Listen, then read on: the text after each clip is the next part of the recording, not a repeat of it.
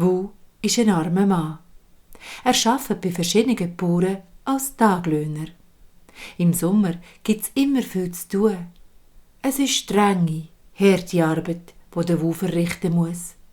Doch dank dieser Arbeit verdient der Wu genug Geld, um zu essen und das Nötigste zu kaufen.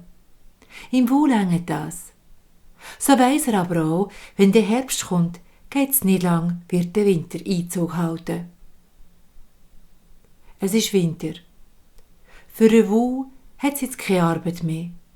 Auf dem Feld und Hof gibt es jetzt nichts mehr für ihn zu tun. Jeden Tag wird kälter und kälter und gleich darauf herab liegt die ganze Landschaft unter einer weißen Schneedecke. Der Wu lebt Tag ein und Tag aus in seiner armseligen Hütte. Er verlässt sie nur, wenn es unbedingt nötig ist. Um sich ein bisschen aufzuwärmen, kauft er Reiswein. Der wärmt ihn von innen, für ein Zeitchen. Bald wird der kalte Winter vorbei sein und der Frühling wird kommen und ich finde wieder Arbeit, tröstet sich der Wu selber. Doch leider ist es ganz anders gekommen. Der Winter hat länger gedauert als andere Jahre. Statt die wärmende Frühlingssonne sind noch einmal eisige Stürme übers Land gezogen und haben zusätzlich ganze Haufen Schnee gebracht. Was soll ich bloß machen? Ich habe kein Geld mehr und habe Hunger und bin schwach. Zum Betteln war der Wu stolz. So ist er einfach in seiner Hütte geblieben. Er hat gefroren und es ist nicht mehr lang gegangen, hat er Fieber bekommen.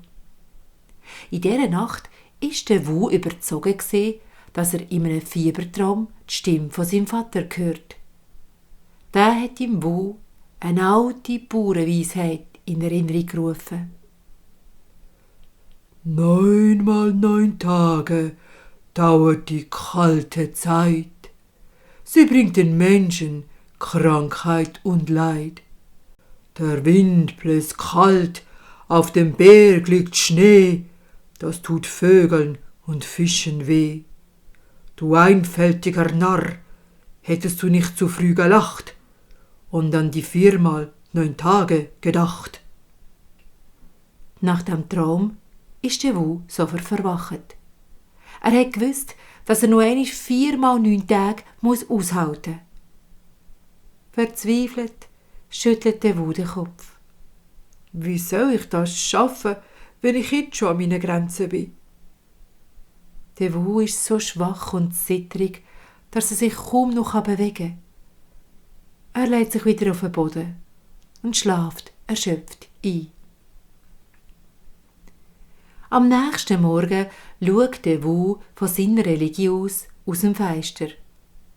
Schnee, nichts als Schnee, flüstert er hoffnungslos vor sich hin.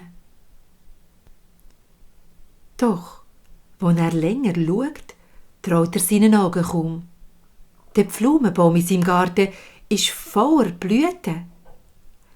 Er schleppt sich mit letzter Kraft zum Fenster, um das Wunderknäuel anzuschauen.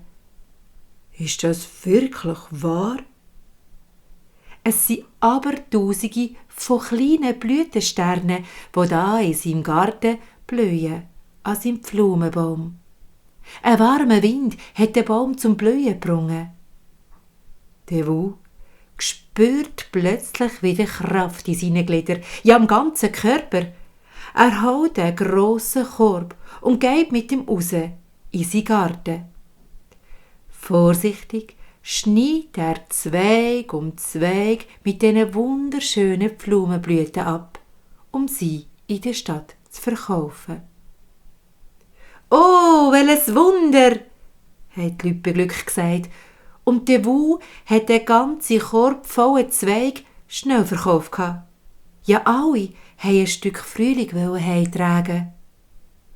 Mit dem Geld konnte der Wu endlich wieder einmal zu essen kaufen.